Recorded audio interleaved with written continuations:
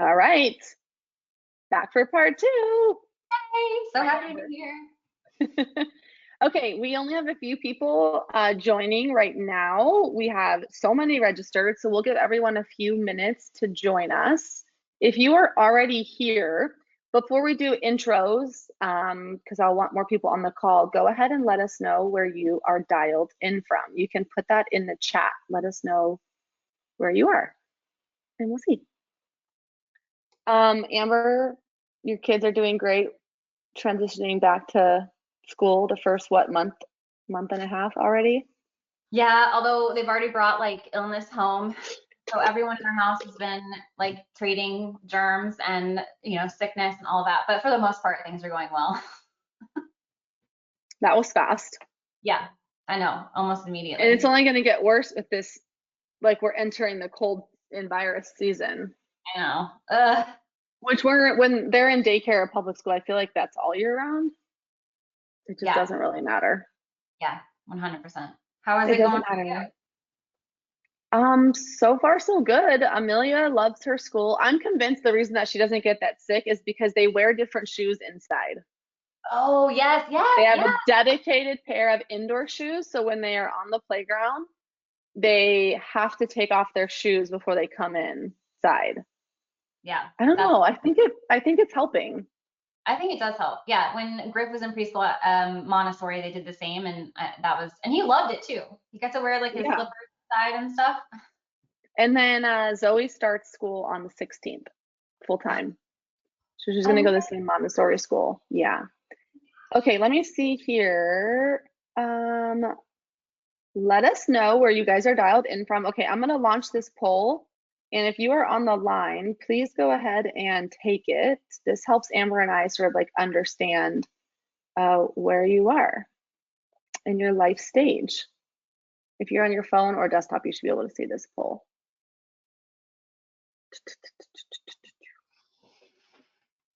Well, I'm not going to take it, but you already know that I'm a new parent of Yeah. two. Mm-hmm. Of two. Okay, 100% are expecting their first baby. Oh, fantastic. Congratulations. All right, we'll get started in like 1 minute, Amber. Okay, that sounds great. I am past this stage now, which is wild.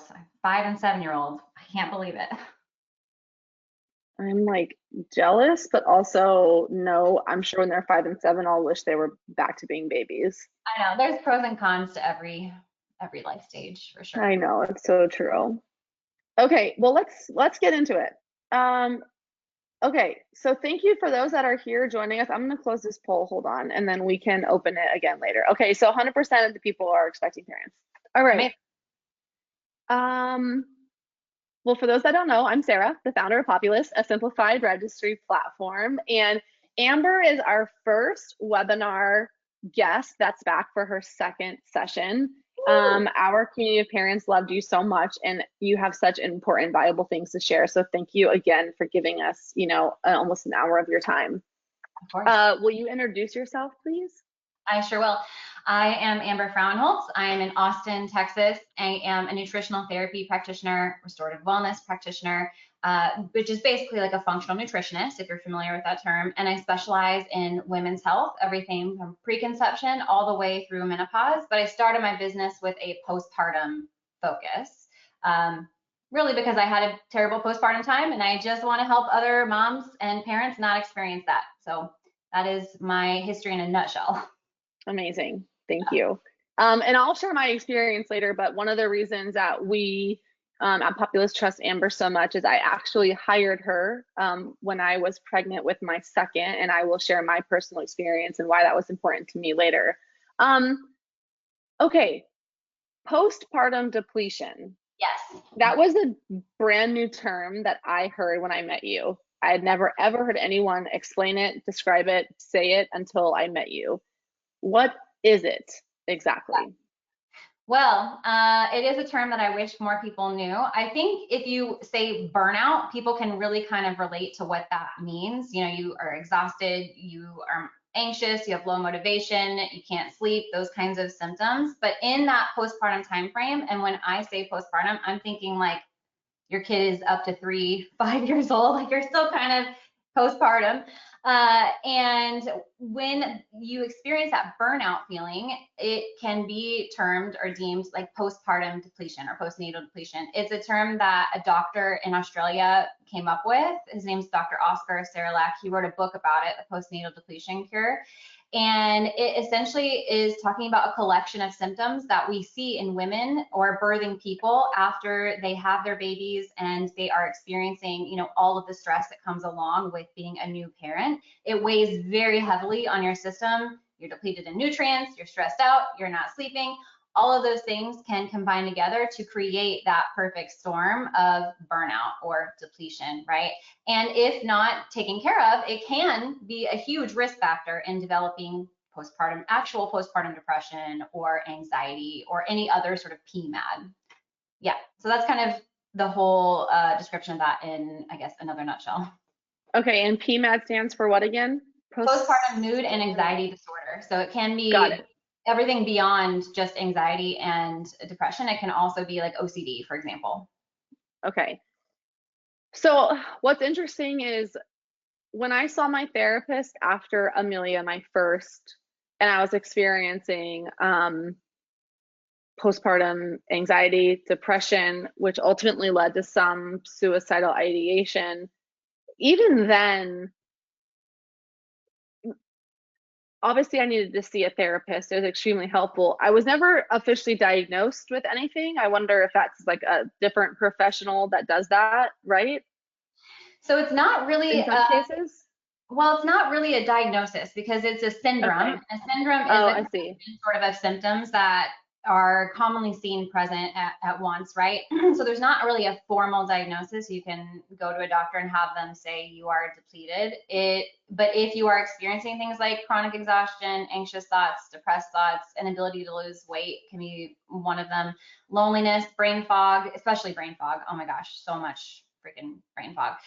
Inability to sleep, even though your baby is sleeping, and that sort of like low motivation feeling. Like those are kind of things that we see in new birthing parents. And if you can't get ahead of it, some of those symptoms take root in that time frame, and then you might be experiencing things like years and years later that started, kind of around when you had your baby. Does that make sense? Yeah, yeah, it makes sense. So that leads me to, I experienced all of these things with my first, and I was just talking to someone yesterday about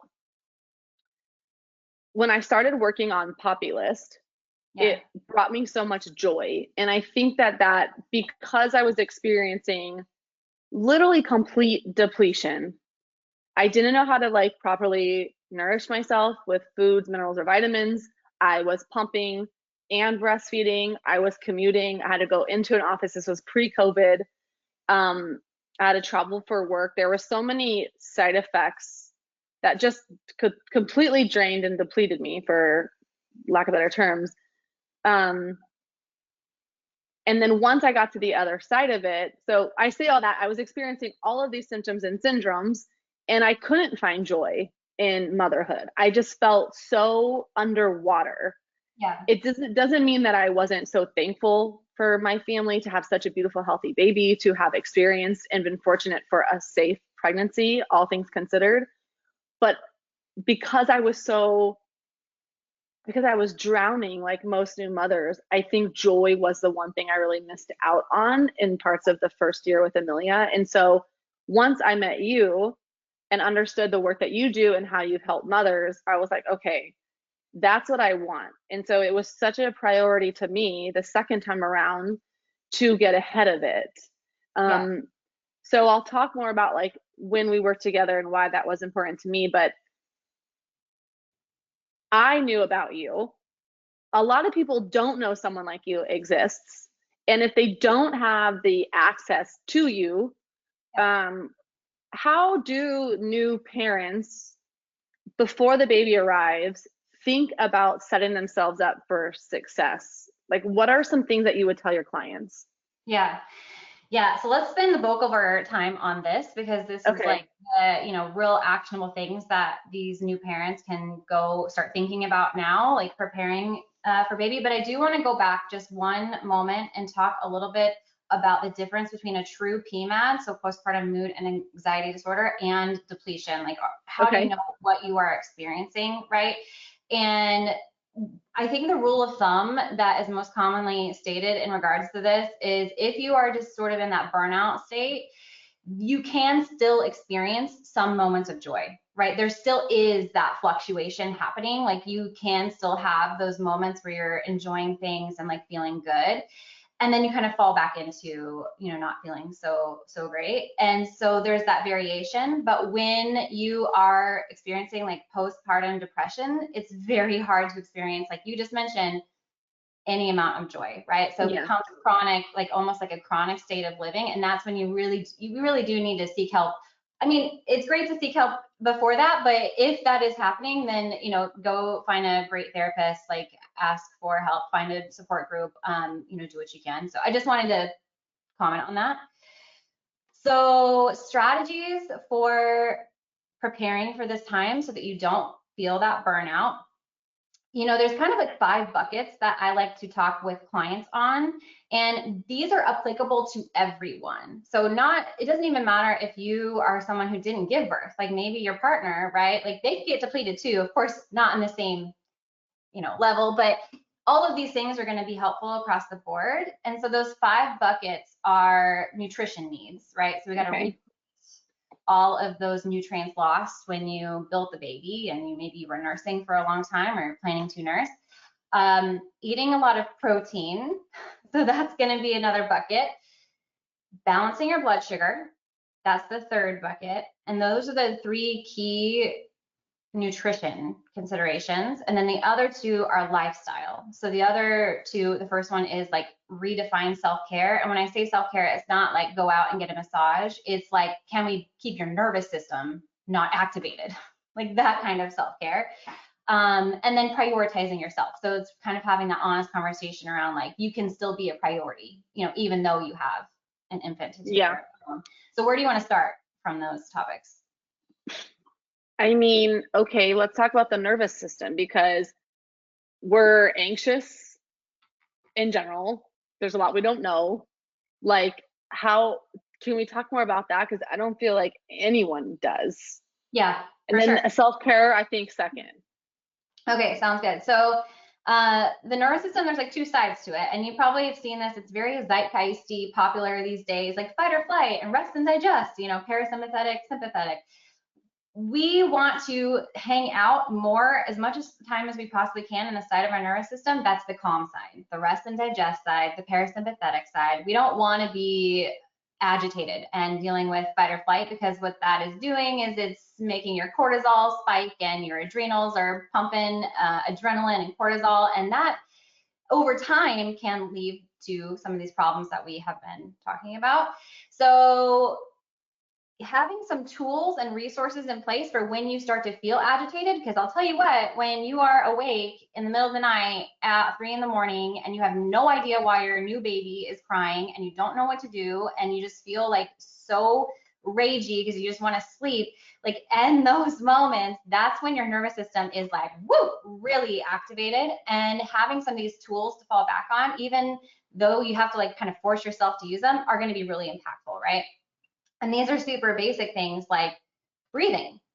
You know, if you can have a big inhale and then have your exhale last longer than the inhale did, so like 4 counts of inhale and then maybe 6 or 8 counts of exhale, that stimulates the vagus nerve, which, you know, causes your body to switch from fight or flight into rest and digest, which is what we want. So you do that in, you know, 3 or 4 times and you're going to feel yourself relax. I actually did that before I got on this call because public speaking makes me nervous and I felt myself calm down.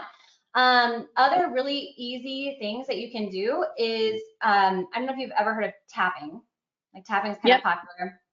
So there is one tapping point that I think rules all the rest, and it's the center of your chest, right? So when you feel really agitated and your baby's crying, you don't know what to do, you can just kind of close your eyes and start tapping on your chest, start taking those deep breaths, and you'll notice after a few minutes, you'll start to calm down. And that's because this stimulates, again, that vagus nerve, which is in control of all those rest and digest things. So those kinds of like little tools are great to have in your, your back pocket. But then other things that can support your nervous system are a little bit more sort of self-carry, like making sure you're getting outside in the morning and getting some sunlight on your face, and this is great for baby too, helping set circadian rhythms. What else?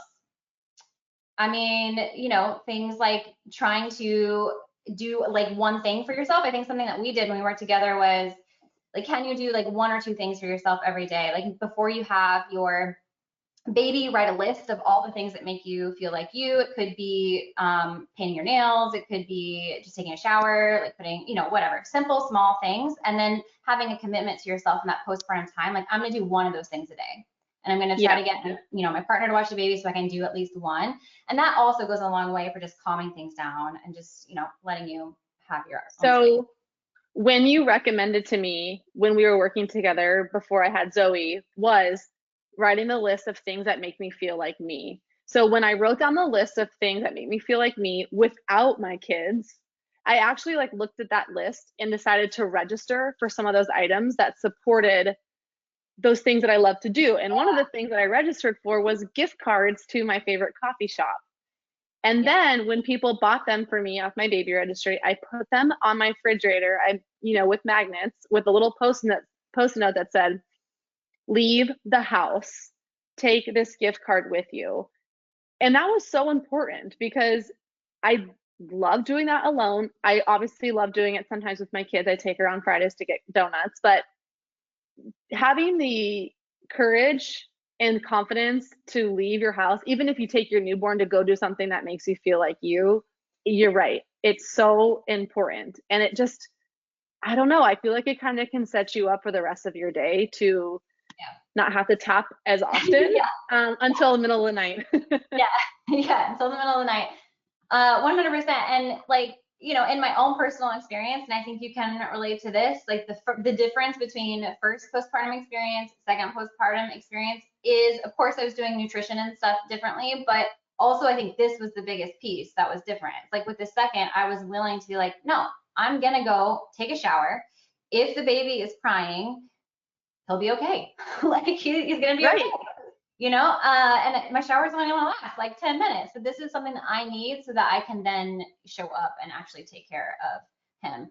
And I think that alone can move the needle like in a huge amount. Absolutely. Thank you for sharing that. Yeah, I keep going back to when we worked together, but I think it is all important for this discussion because all the things I experienced with Amelia, I did not want to experience again. And then you have the added layer of complication bringing a newborn home with a toddler. And so now not only do I have to have enough energy to show up for the newborn, I also have to have enough energy to show up for my toddler. And yes, Scott is my equal partner. He does so much for our family, but there's still a responsibility that the mother needs to take. And I didn't want to miss out on joy a second time. And I knew all the things I experienced the first time. And that was so important, right? When I worked to you, I was like, Amber, this is what I want to get ahead of. I don't want to wake up every morning and not have an ounce of energy to also play with Amelia while I'm taking care of Zoe. But I also don't want to feel depressed, like walking through quicksand, and I didn't. And I still owe you and your work that you did with me, so much. Like you were so important to me. The last, really like my third trimester with Zoe, we worked together before she was even born, and then a few months after. So for those on the call and those that will listen after, this is not a paid promotion for Amber.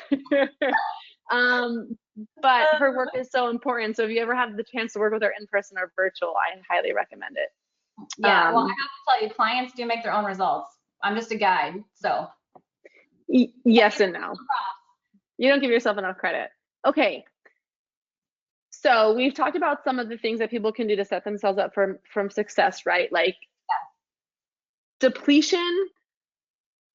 Do you think it's an all or nothing thing? Like, do you think you will be depleted no matter what? Or can you still take incremental things to just not feel completely depleted? And I don't know if I'm phrasing that question the right way, but is it inevitable, or can we actually sort of like protect ourselves from feeling completely depleted? Yeah, I mean, a little bit of it is inevitable, right? Because you Yes. are Tired.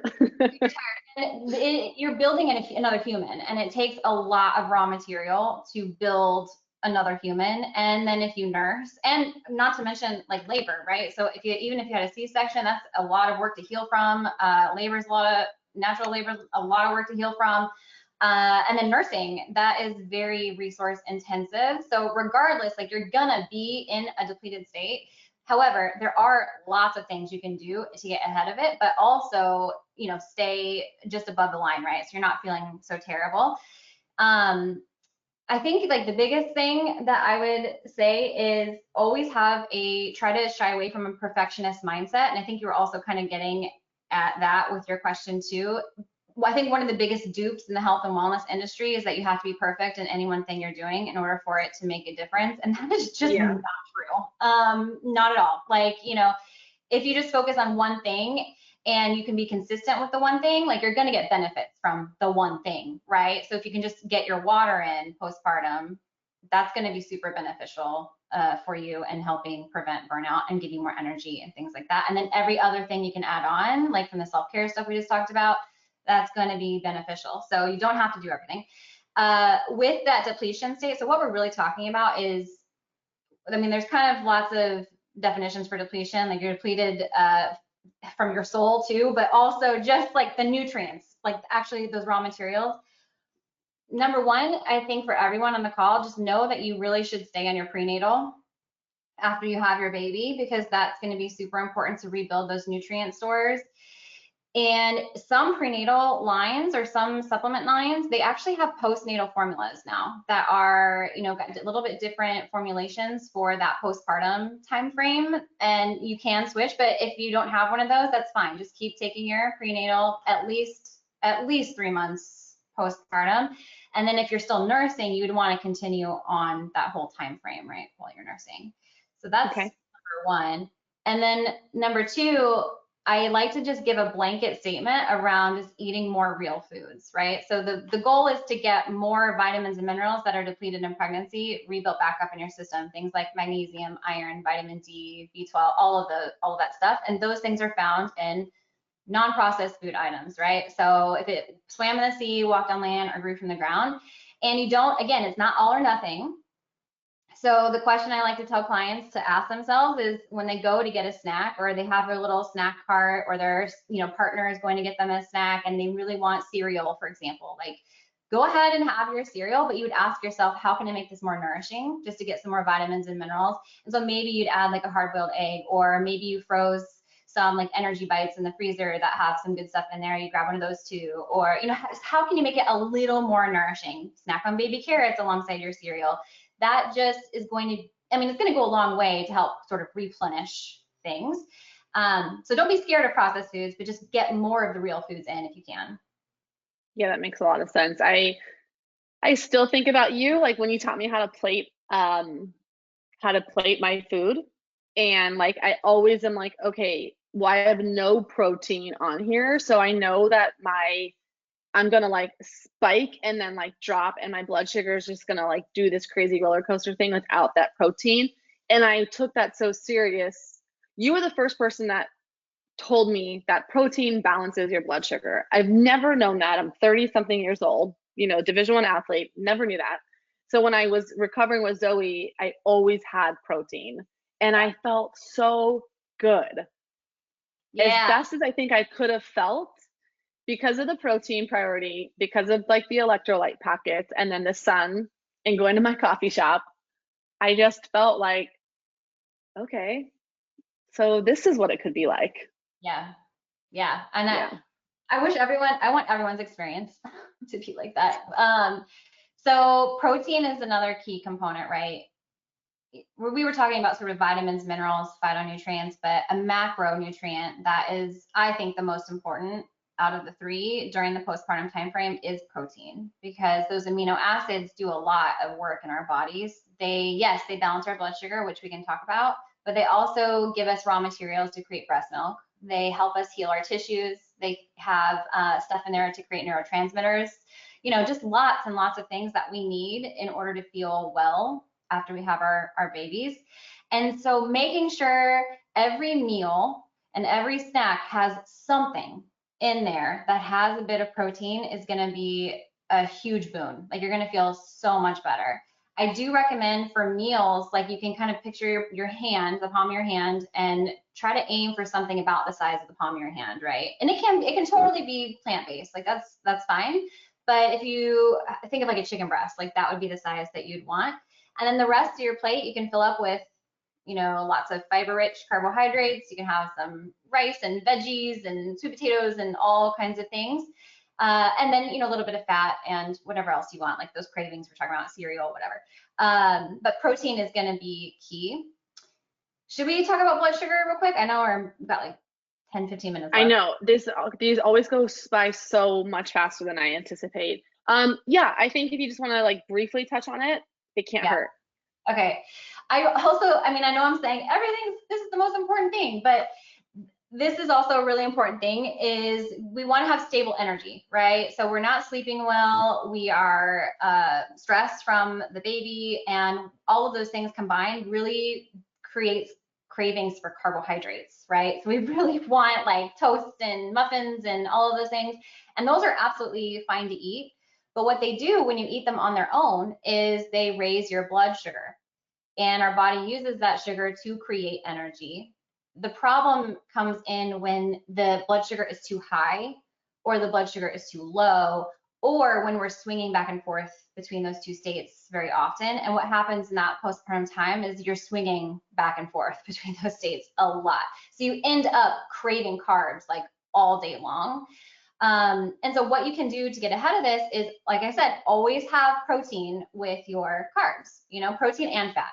But protein, I think if you're gonna choose between the two, protein is the most important. So protein and fat, and that brings the blood sugar spike down.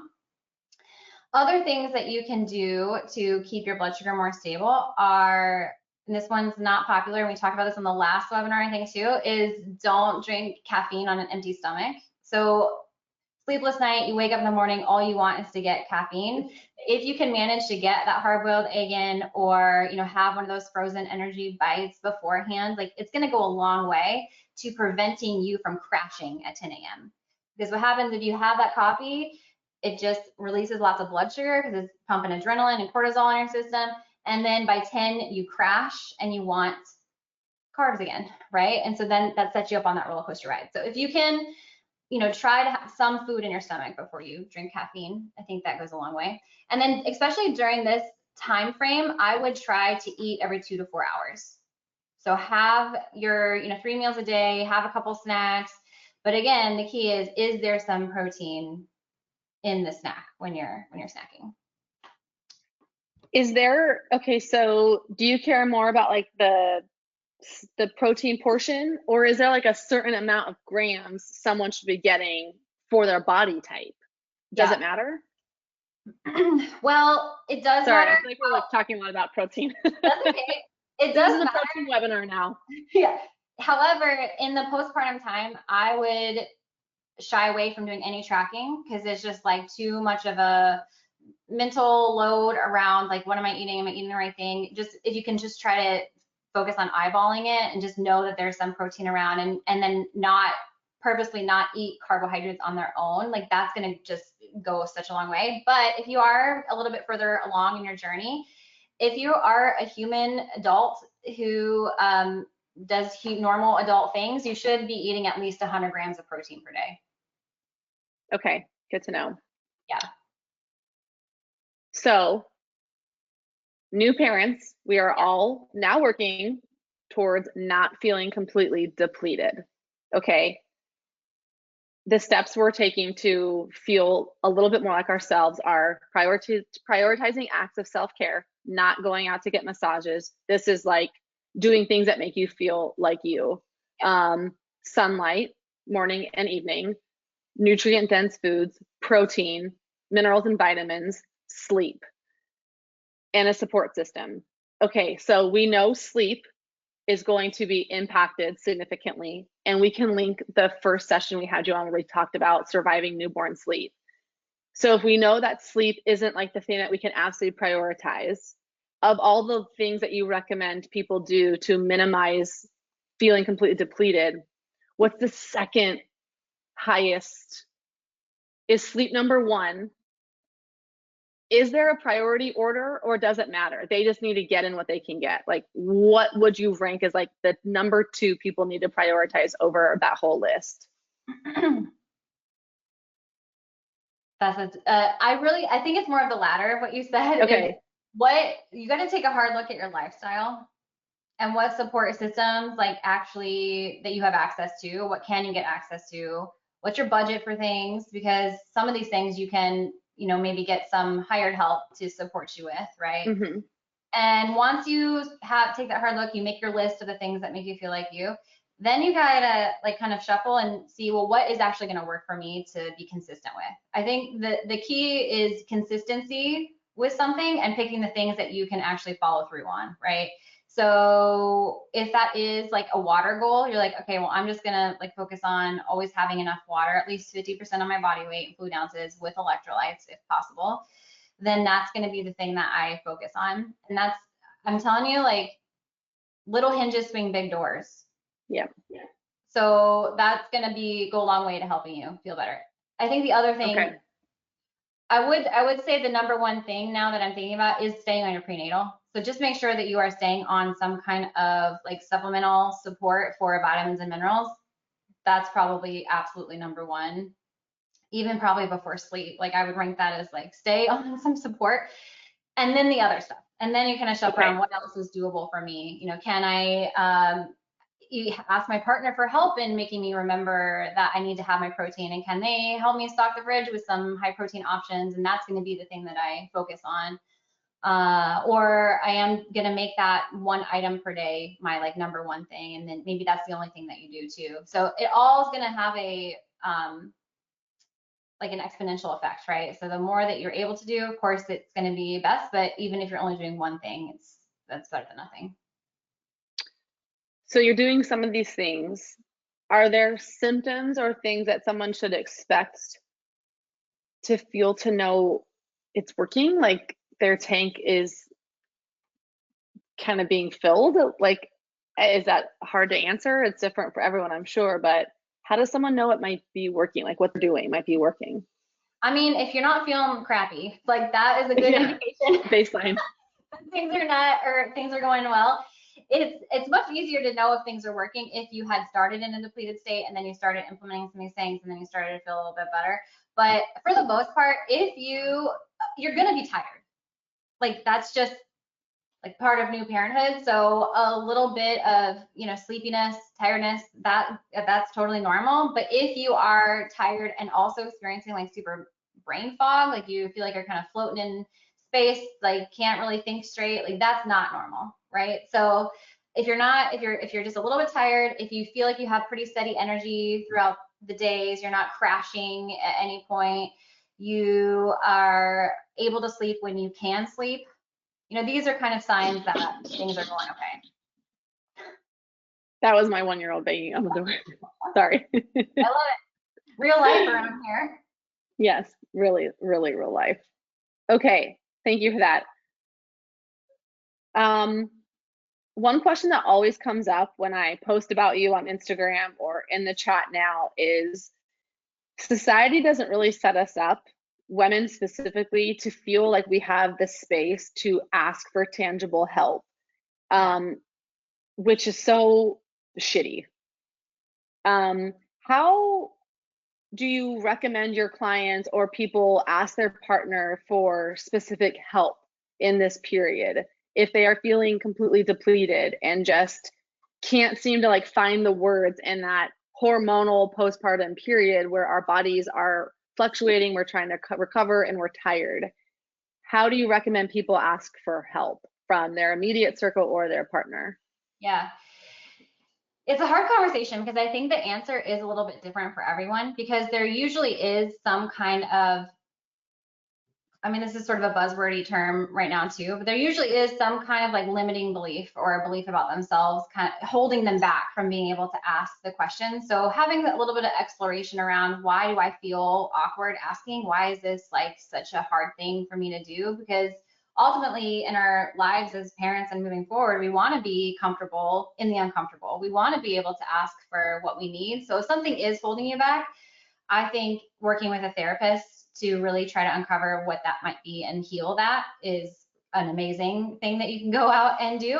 And then the other piece is just like be direct, direct, direct, direct. Like always just like, use I words and ask for what you need, tell them what you're experiencing in your body, and know that, you know, it's okay to prioritize yourself, because you can't show up for anyone else if you're not feeling well. And I know that's a feeling that's super uncomfortable because, like you said, our society just doesn't really set us up for that. But again, it's kind of this art of like getting comfortable in the uncomfortable. And then once you start asking, then it becomes easier and easier. Plus, you start to see the benefit, right? Like, oh man, I am feeling better. Like, obviously, this is paying off. And then you get more confident, and it kind of snowballs from there. But what about you? Like, you did a great job asking for help. What strategies did you use? Yeah, there was a few things I did with differently with both my kids, but one of the things that I did with Amelia was I had some of my close friends over, and my husband and I went grocery shopping, and we bought like so much food for crock pot meals. So we basically had this assembly line in my kitchen, and all of us made freezer bag meals.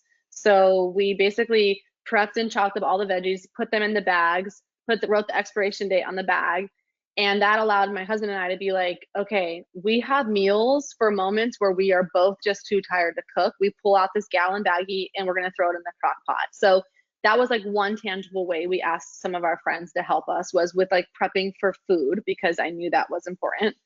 But then as it relates to just me and Scott, um, he was in charge of a lot of things. He helped me wash the bottles, and that was just like one very basic mental load off of my plate and to-do list. Um, he always made sure they were clean, pasties were clean, and the drying rack. He did most of the laundry, like just like bending over in the washing underneath to get the dry clothes out. Your body just is. I felt like I was hit by a truck after I delivered both of my kids. So like laundry tasks I wasn't going to do. I didn't want to do them anyway, and my body hurt, so I asked Scott to help with laundry bottles. um he took care of just making sure our fridge was always stocked, and he did the grocery shopping or had the food delivered. um he also really understood the second time around the symptoms to be aware of if I was going to sort of fall back into the trenches of postpartum depression. So he Yeah. knew what to look for differently. And so did my mom and dad, and people that were going to be spending a lot of time with us in the beginning. So because we had those discussions before Zoe arrived, I felt like, okay, people have tasks and now the education to really help me. And then the other thing was like assigning tasks to people's strengths. Like, my mom is so good with babies. Like, she is. Toddlers, she's still great with, right? Those are her grandkids, but you should see her in the newborn baby phase. So I asked her for a lot of help with Zoe, and she stayed with me for 30 days and just did so many like beautiful things with me and with Zoe. My mother-in-law, our relationship is different, but she is like an exceptional cook and baker. So she cooked a lot of meals for us. So if you have people in your life that are going to be in your home with a new baby supporting you, I like to recommend people just assign tasks to someone's strengths. Like, if your next door neighbor also has pets and they love your dog, give them the task of walking your pet when you get home. So just like thinking through those scenarios and what people in your circle are good at, um, and ask them for help. Yeah. And people are looking for tangible ways to support you beyond buying a gift. And I think we need to remember that. Like, there are people looking to be told what to do, because a lot of times they don't really know how to show up for you. But if you can give them a very specific task, I think you'll be surprised that they most times can deliver. Yeah, yeah. Push past the awkwardness and just ask for what you need. Like that is, people are so delighted to help. And then also if, there's some, if you can't find someone to like help you cook, if you have the financial means, like that could be something that you get help with externally, or on your baby registry, you can actually, put maybe some services on there, like house cleaning Mhm. services, Yep. all kinds of stuff, and that can be super beneficial too. And then you don't really have to ask anybody at that point. Like, you just got it done for you. Perfect. Perfect. Yeah. One of my best friends, Sean, she lives in California. One day out of the blue, like week 4 or 5 with Zoe, she's like, I just sent you $100 gift card to Grubhub. Hope you guys can get, order your favorite dinner. So just like even those gestures, if you are thinking of ways like, how can I support my friend? I don't live near her. Just Venmo them money. Yes. Like Yeah. and then send a text like, hey, I just sent you $30. Go get yourself breakfast and take yourself to your favorite coffee shop. Like to be to feel like people are thinking of you also is just so important when you're a new mother because you feel so isolated and alone anyway. But then you get this like extremely thoughtful text or gesture from someone. And so if you're thinking about doing it for someone on this call and you're listening or reading something about helping a new parent, just do it. Hmm. Send them the text, send them a voice memo, send them a nice little Venmo, even if it's $5 to go get their favorite pumpkin spice latte. Like it goes a long way. Yeah. And don't ask if you can send them money. Like, don't say, Just hey, do it. can I Yeah. send you a $50 Grubhub card? Because they're gonna say I'll no. be Thanks like, for no. thanking me. Yeah, just send it and deal with the consequences after the fact. Yes. Okay, so um we're almost at time. If there is one thing you want people to take away from today's session, what would it be?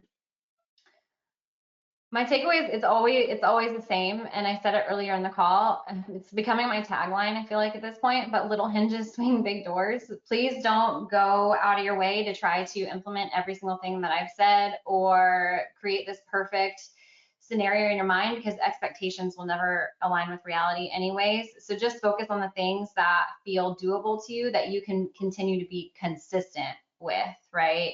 And those things will help you feel better in the long run. Amazing. Thank you. Um, you're such a gift. I say it a million times. Thank you for everything you're doing for new moms and just people in general who are struggling to navigate life. You're making a difference, and I'm so thankful for you. And I can't wait for other people to access this recording because it's just so valuable. Thank you. I'm blushing. Okay. Well, we're at time, and no one needs to remember everything that we said. We will be sending the webinar post, recap email like we always do.